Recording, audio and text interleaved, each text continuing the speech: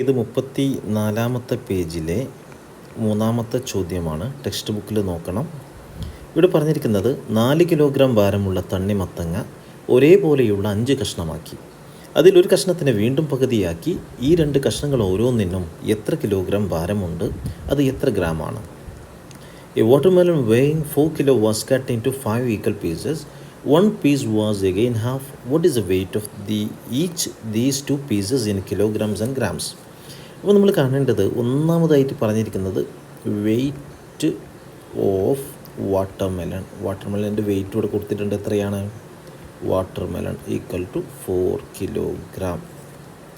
തണ്ണിമത്തങ്ങയുടെ തൂക്കം ഇങ്ങനെ.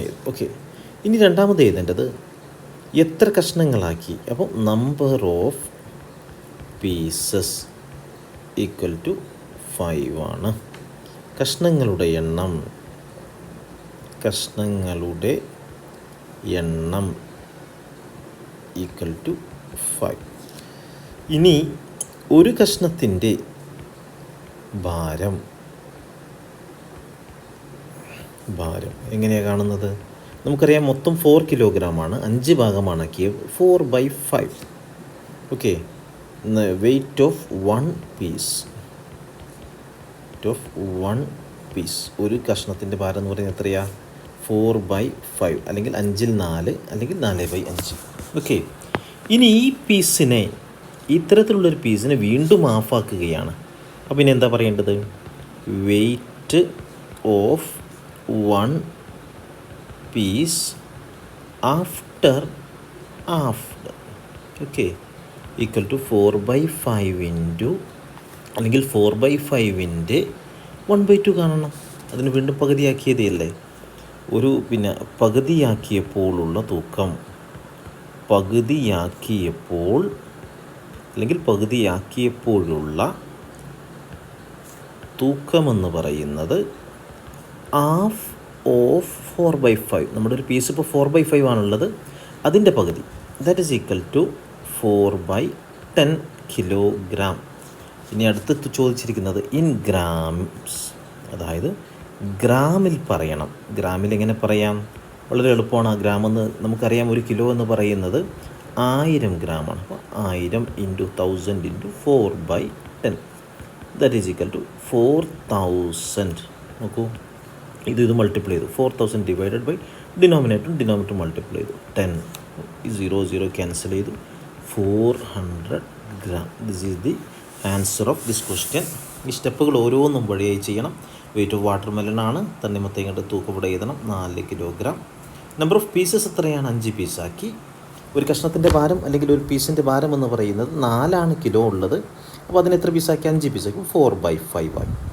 Wait of one piece after halved, അതിന് പകുതിയാക്കിയപ്പോൾ ഉള്ള വെയിറ്റ് കാണാൻ 4/5 1/2 കാണണം. 1/2 ഓഫ് 4/5 ദാറ്റ് ഈസ് ഈക്വൽ 4/10 ആണ്. ഇനി ഗ്രാമിൽ അറിയാൻ വേണ്ടിയിട്ട് 1000 ഡിവൈഡഡ് ബൈ 1000 ആണ് ഗ്രാം എന്ന് പറയുന്നത്. ഏത് നമ്പറിനും ഡിനോമിനേറ്ററായിട്ട് 1 ഉണ്ട്, അതുകൊണ്ടാണ് 1 ഇട്ട് കൊടുത്തത്. 4/10 equal to 4000 divided by 10. Answer is equal to 400 gram. പേജിലുള്ള 4-ാമത്തെ ചോദ്യമാണ്. ഒരു പാത്രത്തിൽ നിറച്ച പാൽ ഒരേ വലുപ്പമുള്ള 3 കുപ്പികളിൽ നിറച്ചു. ഓരോ കുപ്പിയിലെയും പാൽ ഒരേ വലുപ്പമുള്ള 4 കുപ്പികളിൽ നിറച്ചു.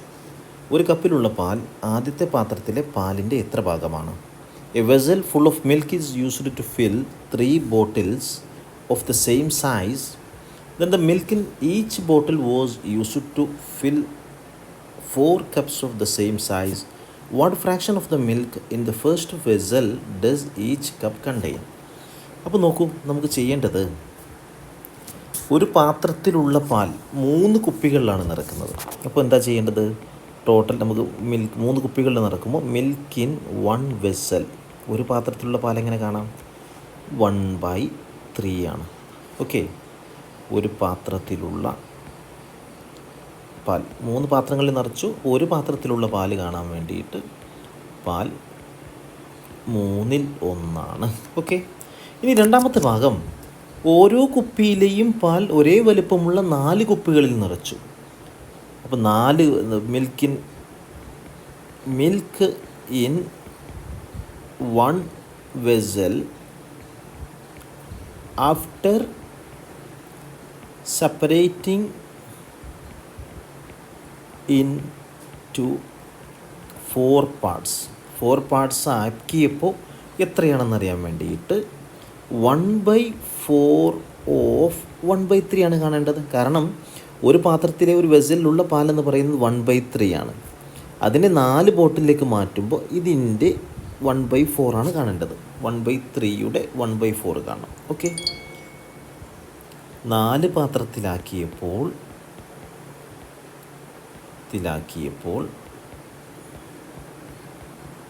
ഒരു പാത്രത്തിലെ പാൽ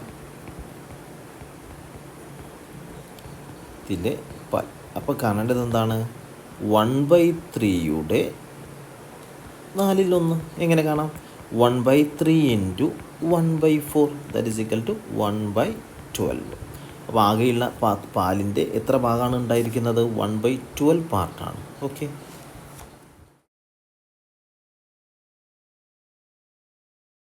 ടെക്സ്റ്റ് ബുക്കിലുള്ള 34th പേജിലെ 5ാമത്തെ ചോദ്യമാണ്. Draw a line A B of length 12 cm. Mark A C as 2/3 ആണ്.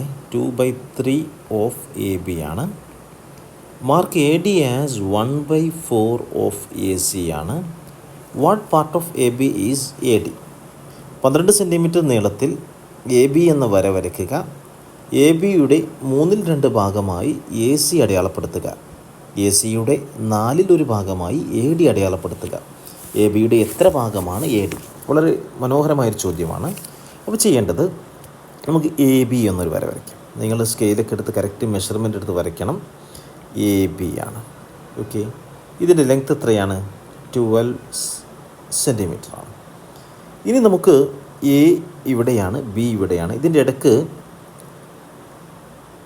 സി എന്നുള്ള ഒരു പോയിൻ്റ് അടയാളപ്പെടുത്തണം. സി എന്ന പോയിൻ്റ് ഇവിടെ എവിടെയോ ആണ് വരുന്നത്. അപ്പോൾ അത് അടയാളപ്പെടുത്താൻ ഒരു കണ്ടീഷനുണ്ട്. സി എന്ന പോയിൻ്റ് എന്ന് പറയുന്നത് എ ബിയുടെ 3/2 ഭാഗമാണ്. അപ്പോൾ നമുക്ക് എന്ത് പറയാം? A C. സി എന്ന പോയിൻ്റ് കിട്ടണമെങ്കിൽ എ സി ആണ് അടയാളപ്പെടുത്തേണ്ടത്. എ സി എന്ന് പറയുന്നത് 2/3 ഓഫ് എ ബി ആണ്.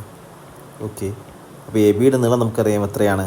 12 into 3/2 24/3 equal to 8 cm.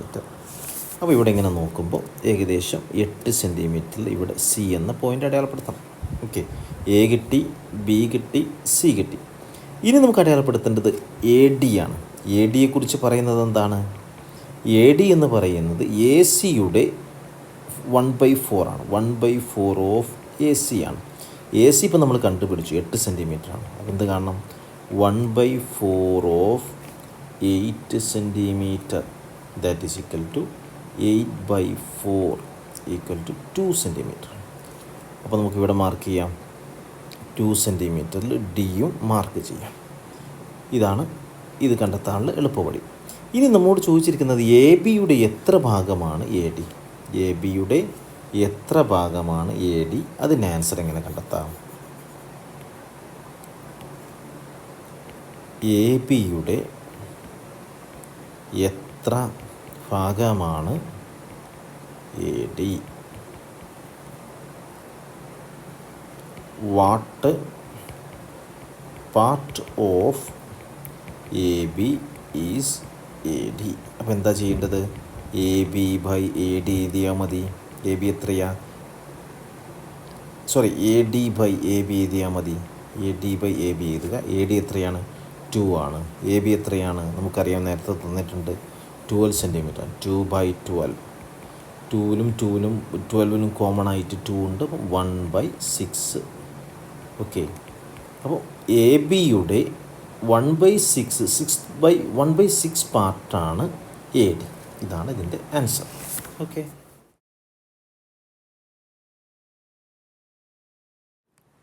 Dear children, page number 34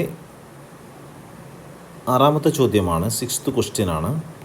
വളരെ ലളിതമായ ചോദ്യമാണ്. 1ാമത്തെ ചോദ്യം 3/7 ഓഫ് 2/5 ആണ്. അതായത് 5ൽ 2ൻ്റെ 7ൽ 3 ഭാഗം കാണാൻ എളുപ്പവഴി എന്താണ്? പിന്നെ 2/5 ഇൻറ്റു 3/7 ചെയ്താൽ മതി.